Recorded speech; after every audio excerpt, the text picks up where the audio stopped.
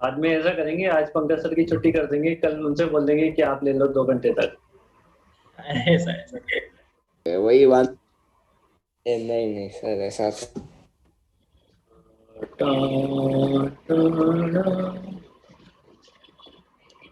Heat.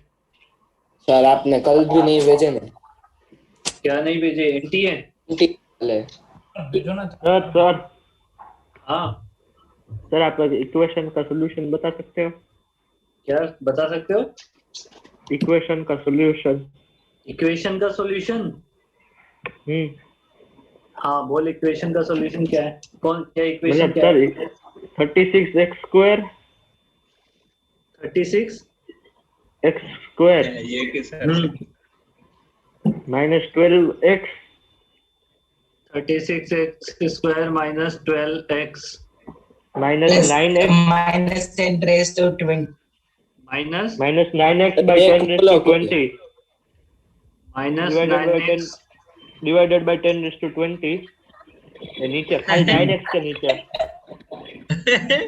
हाँ, और बाद में ऊपर +1 = यहाँ 0। पे ऊपर +1 = 0।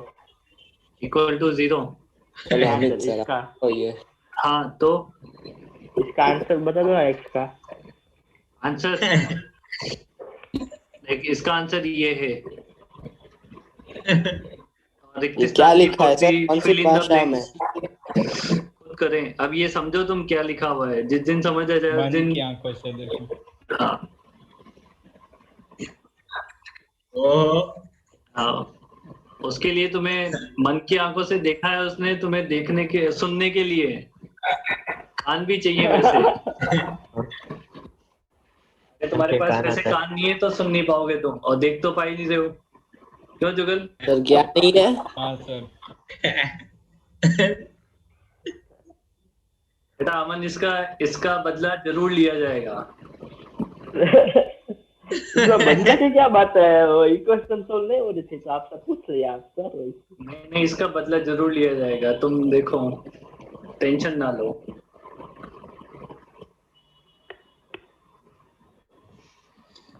टेम्परेचर लिख लिया था ना कल, डेफिनेशन तो टेम्परेचर की। हाँ सर। इसके बाद देखो हीट। नहीं लिखी थी, लिख ली थी। लिखी थी परसों। हाँ हाँ, जब अरे भी।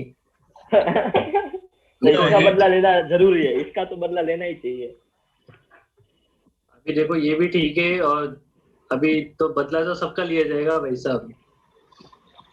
लिखो हीट, लिखो when a higher temperature body, when a higher temperature body brings in contact when a higher temperature body brings in contact with lower temperature body,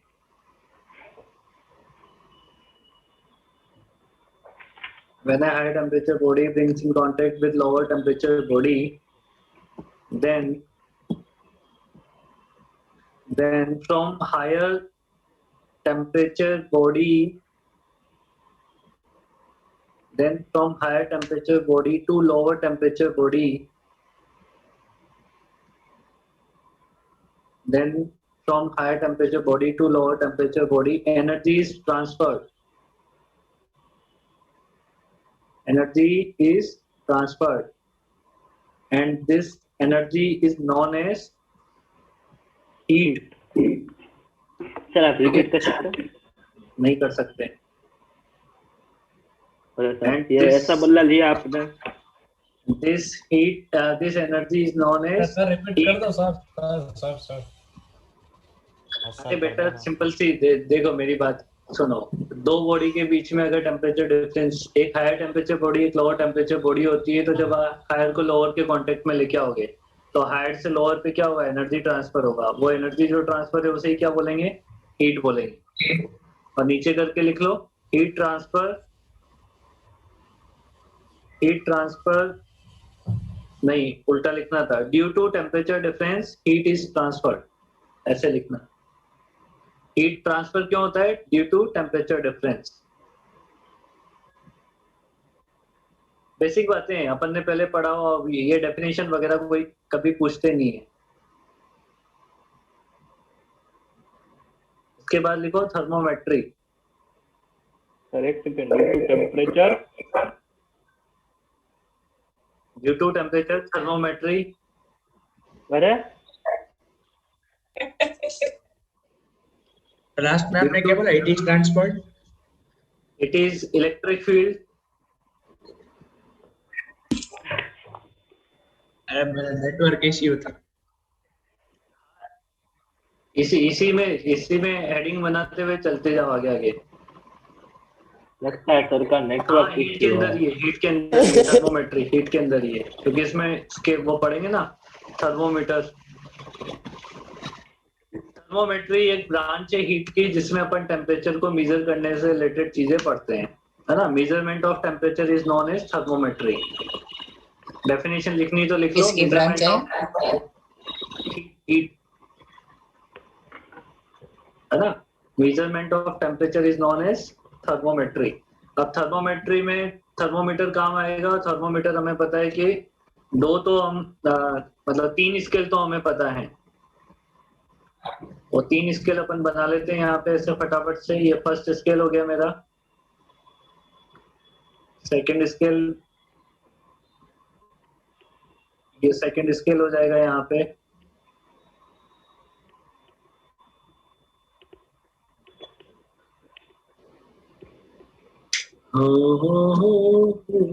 ये थर्ड स्केल हो जाएगा।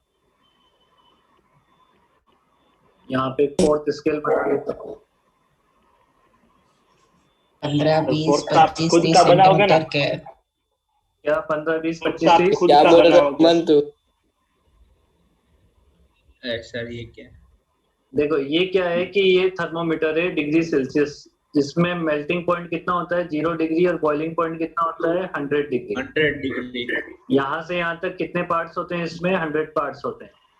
100 होते हैं। ठीक है, स्टैंडर्ड एकदम स्टैंडर्ड प्रोफाइल, है है ना। जिसके बाद हाँ। इसी के कॉरस्पॉन्डिंग अगर आपका फ़ारेनहाइट वाला होता है तो उसमें होता है 32 डिग्री फ़ारेनहाइट।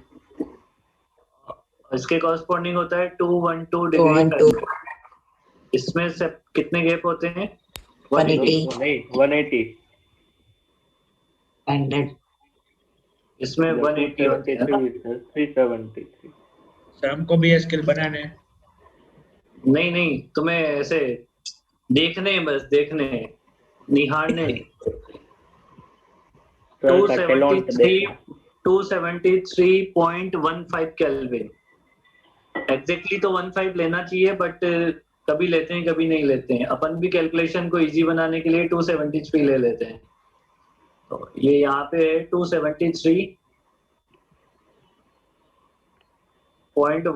केल्विन, और बॉइलिंग कितना हो जाएगा? 373.15 केल्विन। इसमें कितने आपने बोला सेपरेशन होते हैं? कैलकुलेशन को easy.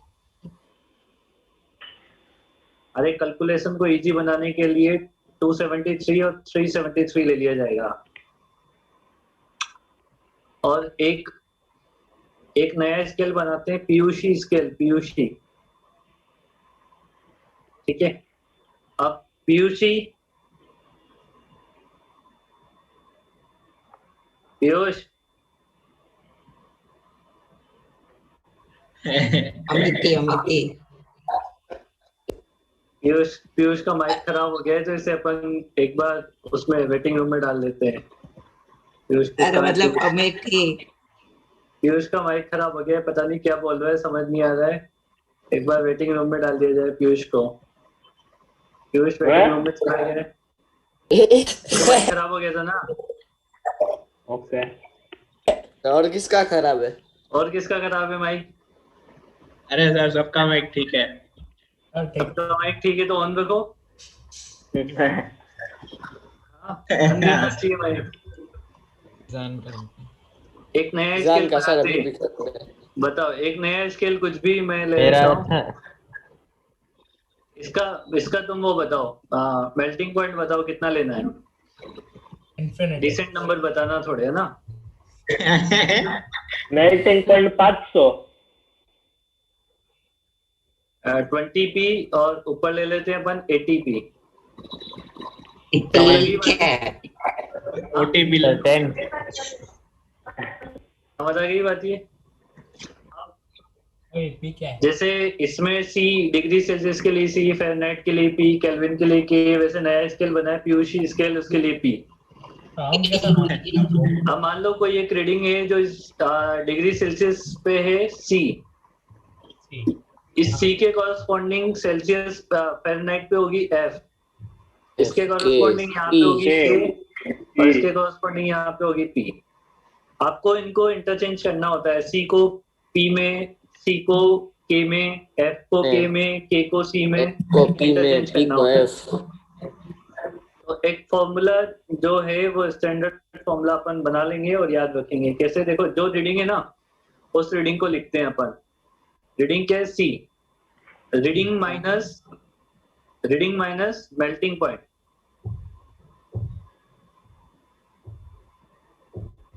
Reading minus melting point divided by, या मैं पहले जनरल फॉर्मूला लिखता हूँ फिर ऐसे लिखेंगे। जो आपको रीडिंग दे रखी है कन्वर्जेंस करके लिखते हैं? Minus melting point divided by, नीचे लिखा जाएगा क्या? Boiling point minus melting point, ये इक्वल टू होता है कांस्टेंट। ये इक्वल टू क्या होता है?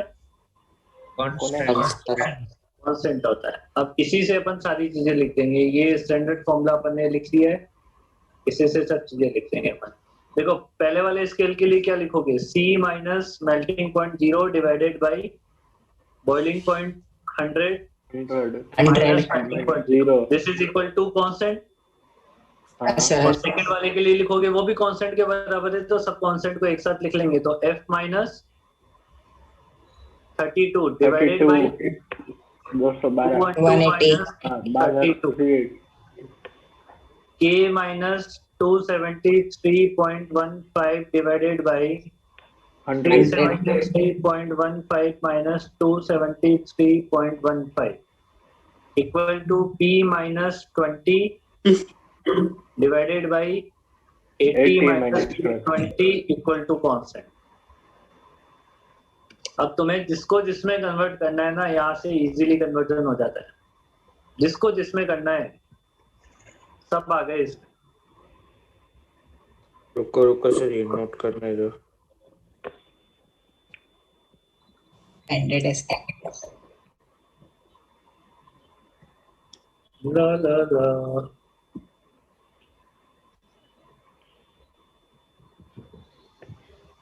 ये फ़ारेनहाइट स्केल कैसे आया था? क्या ये फ़ारेनहाइट स्केल थोड़ा अजीब है। अजीब है? क्या कॉमन जो है स्केल?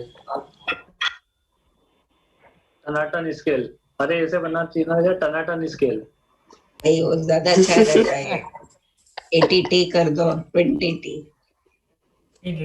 टनाटन स्केल।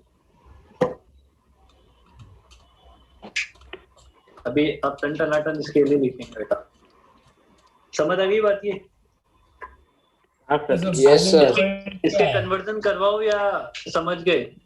सर अगर बॉइलिंग पॉइंट कर लेंगे सर, वो खुद प्रैक्टिस, ये जरूरत नहीं। अरे नहीं, इसके फॉर्मूले वो एक इक्वेशन तो तुम याद करते थे ना, C divided by 5 equal to F minus 32 divided by 9, ऐसे याद करते थे ना। वो इसी से तो बन जाएंगे। यहाँ से इन दोनों को रिलेट कर दो, पहले दो को, तो उससे C divided by 5 equal to F minus 32 divided by 9 आ जाएगा। आ जाएगा ना? केल्विन वाला आ जाएगा। पहले और तीसरे को कंपेयर कर दोगे तो उससे आ जाएगा आपका क्या? Kelvin equal to 273.15 plus degree Celsius आ जाएगा। आ जाएगा ना? हाँ सर वैसा ही। ये फॉर्मूला सर पहले ही सिखा देना चाहिए था। क्या? अच्छा ये पहले ही सिखा देना चाहिए था। तो पहले 11th पढ़ा के और फिर बचपन में 9th 10th पढ़ाते ऐसा? तो मतलब ये टेस्ट में इंक्लूड कर देना चाहिए। हेलो गलत पढ़ाते हैं क्या? सर अगर उल्टा होता तो कैसा होता? मजा आने लगता ज्यादा पढ़ने में, हर रोज जाने लग जाता। 10 तक पढ़ना होता है उसके बाद। पीयूष का माइक अभी भी खराब है। पीयूष तेरा माइक खराब है, पीयूष को वेटिंग रूम में डाल दिया जाए।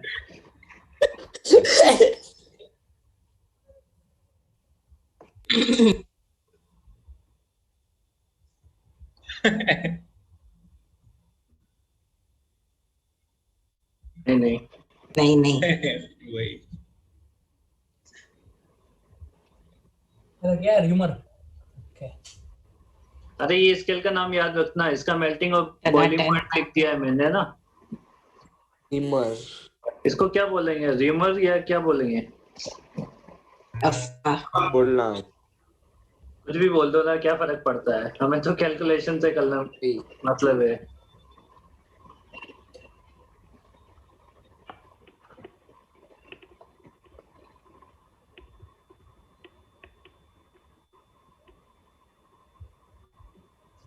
सर ये क्या 0 डिग्री?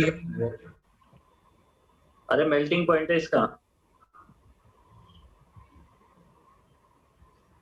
फ़ारेनहाइट स्केल पे 32 डिग्री के कॉरस्पॉन्डिंग क्या रीडिंग आएगी?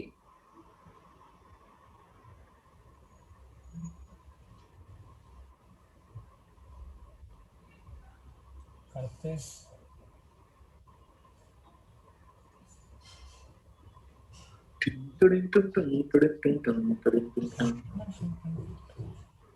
बताओ कितना आंसर आता कल है डिस्कशन होगा ना। कल? हाँ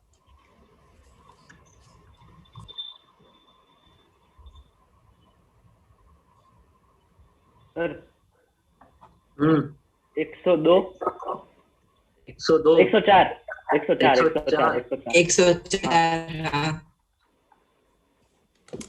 104 आ रहा है 104। ना।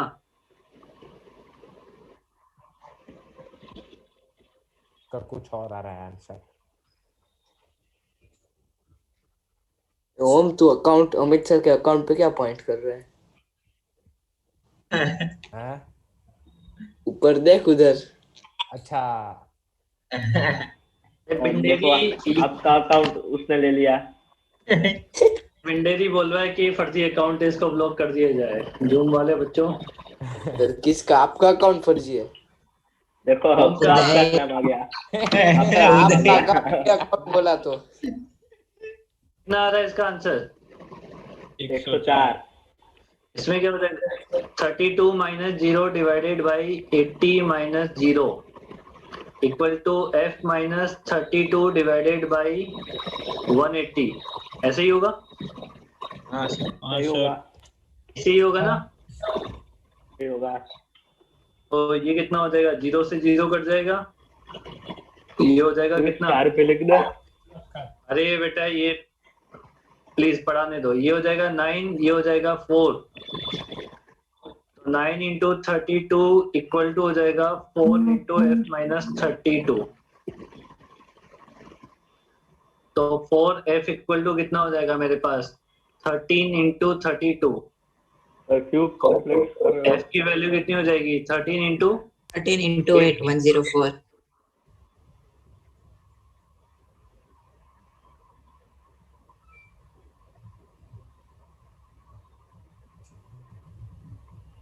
डिग्री फ़ारेनहाइट में आ जाएगा। समझ आ गई बात की? ऐसे ही एक स्केल और होता है, उसकी भी लिख लो। वैसे ये कभी काम आ जाए तो ठीक है, वैसे तो देते हैं ये लोग। अरे र्यूमर स्केल बहुत बार आता है, ऐसा है?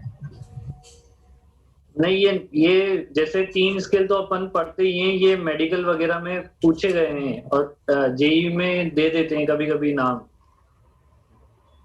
अब फिर वो नाम दे दे और तुम्हें पता नहीं हो कि इसका मेल्टिंग पॉइंट बॉइलिंग पॉइंट कितना होता है, तो फिर गड़बड़ हो जाए। ये कैसे रैंक का है? मेरे को भी याद नहीं रहते हैं, बस ये लिखने तो पड़ेंगे, तुम्हें याद तो रखने पड़ेंगे, ध्यान रखना। ये अच्छा है। 3 तो याद रहते हैं, बाकी ये याद नहीं रहते हैं।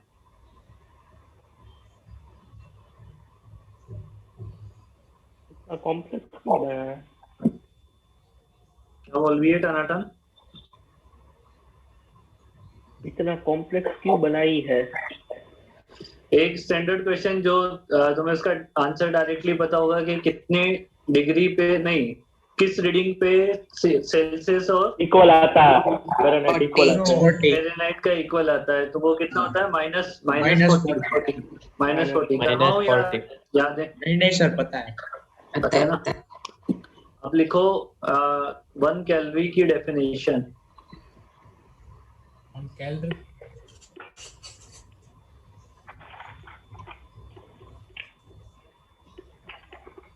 सर ये तो जल गई, हाँ, ये कैलोरी तो जल गई।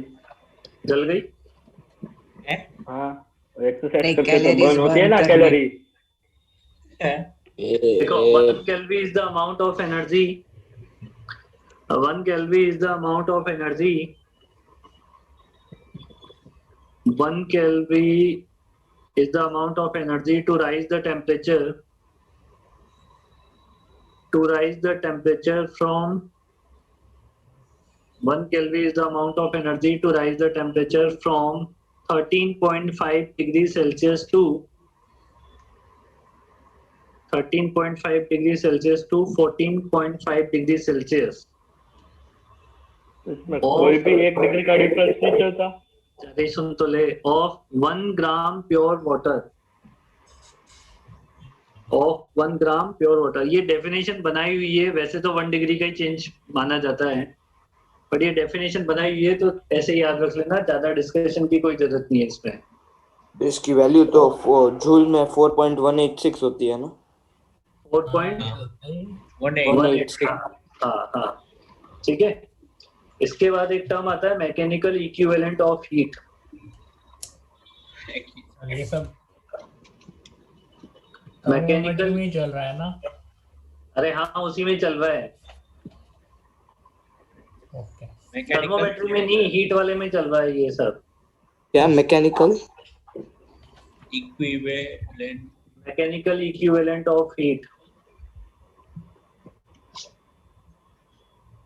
अब होता ही है ना कि जो अपन, जैसे मानो आपसे ऐसे बोला गया कि एक कंटेनर है जिसमें लिक्विड भर रखा है, उसे अपन टेम्परेचर दे रहे हैं, हीट कर रहे हैं, तो जो हीट आप दे रहे हो वो सारी हीट लिक्विड को जाएगी या कुछ पार्ट उसका कंटेनर को भी चला जाता है? है ना? तो कंटेनर भी थोड़ा गर्म होता है।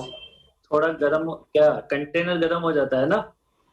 तो इसमें अपन क्या करते हैं, अब कंटेनर अगर हीट होगा तो कंटेनर के लिए भी कैलकुलेशन करनी होती है। उस कैलकुलेशन से बचने के लिए अपन क्या करते हैं कि कंटेनर का जितना मास है उसको कन्वर्ट कर लेते हैं वाटर के मास के इक्विवेलेंट में। जैसे मान लो 5 kg का कंटेनर है और उसके अंदर पानी भर रखा है, तो अपन ने मान लो कैलकुलेशन करी और 5 kg जो कंटेनर है उसका वाटर इक्विवेलेंट आ गया मान लो 7 kg। तो अपन क्या करेंगे, उस 5 kg को इंक्लूड नहीं करेंगे कैलकुलेशन में, बट उस 5 kg की जगह 7 kg पानी और एक्स्ट्रा मान लेंगे, है ना? तो वो कंटेनर का वेट जो है वो 7 kg वाटर के बराबर मान लिया जाएगा। मतलब सब पानी बना देना, सब पानी बना दिया जाएगा। तो फिर आपको पानी के लिए कैलकुलेशन करनी है, कंटेनर के लिए नहीं करनी है। तो पानी के लिए इसलिए बोल रहा हूँ क्योंकि वाटर का मेनली क्या होता है कि ऐसे लिक्विड लिए जाएंगे जिनकी डेंसिटी आपको दें। अदरवाइज क्या होगा, अभी थोड़ा कैलकुलेशन आगे बढ़ेंगे ना अपन, तो आपको पता लगेगा ऐसी दिक्कत क्यों है, क्योंकि स्पेसिफिक हीट देनी पड़ती है। क्या देनी पड़ती है? Specific heat. वो स्पेसिफिक हीट क्या होती है अभी आगे समझेंगे अपन, बट अभी इतना ध्यान रखो यहाँ पे कि हम कंटेनर के मास को कन्वर्ट कर देंगे लिक्विड के मास में। चाहे लिक्विड वो वाटर हो सकता है, कोई और दूसरा भी हो सकता है। समझ आई बात ये?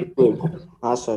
मतलब कन्वर्ट करेंगे तो सेम नहीं रहना चाहिए मास? नहीं, सेम नहीं आएगा ना, पागल है क्या? सेम आएगा तो फिर मतलब ही क्या था, फिर क्यों पढ़ रहे हैं? मतलब तो वही पूछ रहा हूँ, वैसे 7 kg of fish equal to 7 kg ऐसा नहीं होता क्या? तो मास है वो तो किसी का भी सेम ही रहेगा। सॉरी, शायद मैं उल्टा बोल गया हूँ। मतलब ये मैं वाटर इक्विवेलेंट के बारे में बोल गया हूँ, सॉरी। ये वाटर इक्विवेलेंट की डेफिनेशन बोल गया हूँ मैं। अरे इसमें पहले डेफिनेशन लिखो मैकेनिकल इक्विवेलेंट में, दोबारा से शुरू से समझाता हूँ ना। मैकेनिकल इक्विवेलेंट में लिखो by different experiment, by different experiment we know that by different experiment we know that heat and work अरे एक बार वापस बोलो ना. by different experiments we know that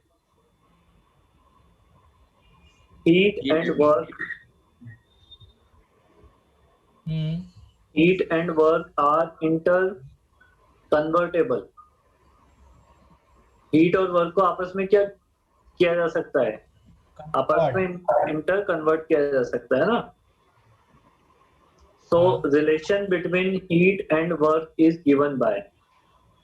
क्या ऐसा होता है कि जितनी हीट आप दे रहे हो उससे उतना वर्क हो जाए, उतना बराबर? मशीन को आपने मान लो कि एनर्जी दी है ना. जैसे इसका सिंपल सा एग्जांपल अपन ऐसा समझ ले कि स्टीम इंजन जो होते थे उसको अपन स्टीम देते थे, क्या वो जितनी स्टीम दे रहे हैं उतना वर्क करके आपको दे देता है या कम देता है? है ना, थोड़ा वो डिफरेंस चलता है, एफिशिएंसी पे डिपेंड करेगा. सही बात है. तो इनका जो कन्वर्जन है वो कन्वर्जन आप लिखो 1 केल्विन इक्वल टू 4.18 जूल. ये इनका कन्वर्जन फैक्टर होता है. ठीक है. नहीं ये नहीं। उल्टा सभी को ऐसा लगता है कि उल्टा होता है, बट होता उल्टा नहीं है, सीधा ही होता है. 1 केल्विन इक्वल टू 4.18 जूल होता है. लगता है सबको वैसे ही है, मेरे को भी वैसे ही लगता था, बट नहीं होता है ना. 1 केल्विन इक्वल टू 4.18 जूल. फिर इसमें नीचे लिखना here 4.18 here 4.18 is the mechanical equivalent. Here 4.18 is the mechanical equivalent and it is denoted by capital J. J Capital J equal to 4. मतलब ये उल्टा नहीं होना चाहिए, ये बात तो ठीक है. अच्छा, मतलब उल्टा इसका मतलब क्या हुआ कि जितना हिट दिया उससे ज्यादा वर्क हो रहा है. क्या बोल रहा है? इसका मतलब तो यही हुआ ना कि जितना हिट दिया उससे ज्यादा वर्क हो रहा है. जितना हीट दिया उससे. यहाँ पे कौन सी यूनिट ज्यादा आ रही है, केल्विन या वो? ये तो वैसे भी डिपेंड करेगा कि सिस्टम पे डिपेंड करता है, बट ये कन्वर्जन फैक्टर बनाया हुआ है. देख ऐसा भी हो सकता है, सॉरी ऐसा क्या बोल रहा हूँ, जितनी आप एनर्जी दे रहे हो उससे ज्यादा वर्क तो हो ही नहीं सकता है. ये तो पॉसिबल ही नहीं है. हो भी सकता है. नहीं है ना पॉसिबल. ये केल्विन किसकी यूनिट होती है? Heat energy. हीट. और ये किसकी यूनिट मानी जाती है? Work energy. समझ आ गई बात ये है ना.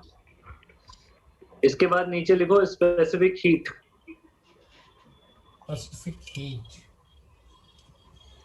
स्पेसिफिक हीट बहुत लंबा है.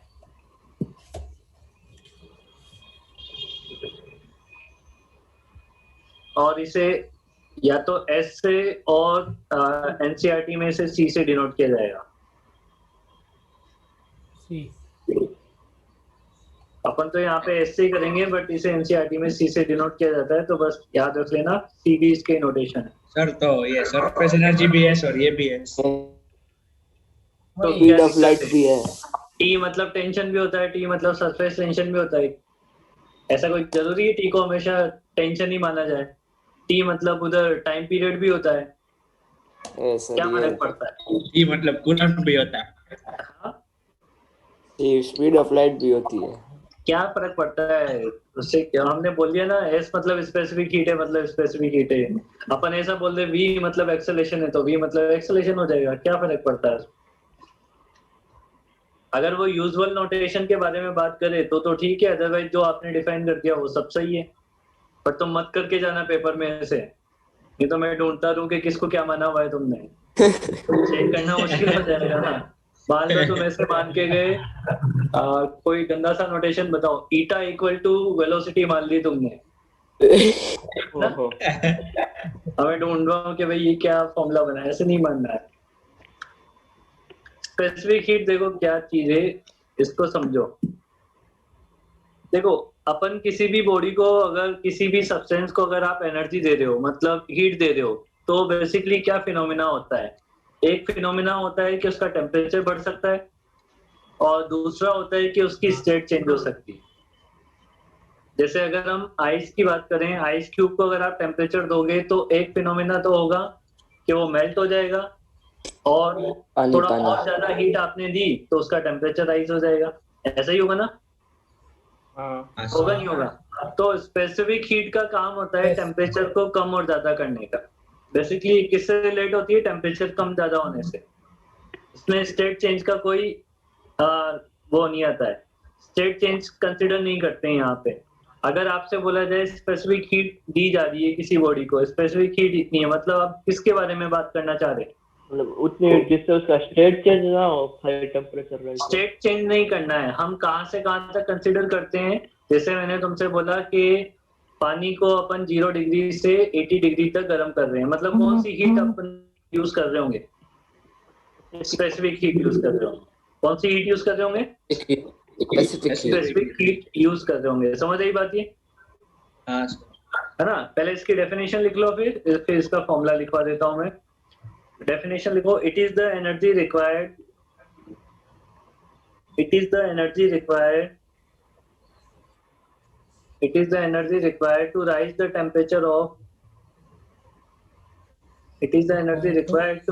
temperature of 1 gram of substance 1 gram of substance by 1 degree Celsius 1 gram of substance by 1 degree Celsius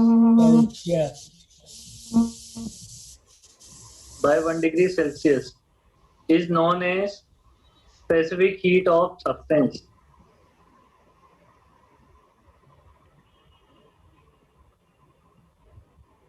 By known as specific heat of substance.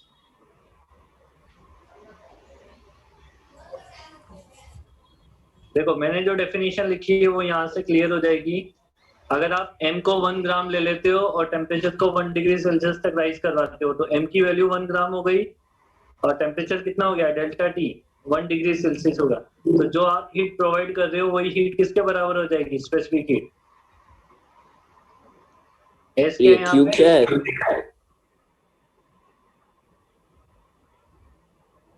Delta Q क्या है? हीट,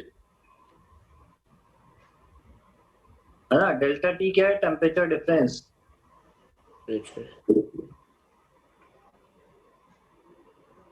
समझ रही बात है? इसकी यूनिट की बात करें, यूनिट क्या हो जाएगी इसकी? फिर M क्या है यहाँ पे? अरे m मास, अच्छा, m में लिखा क्या मैंने? m मास, मास।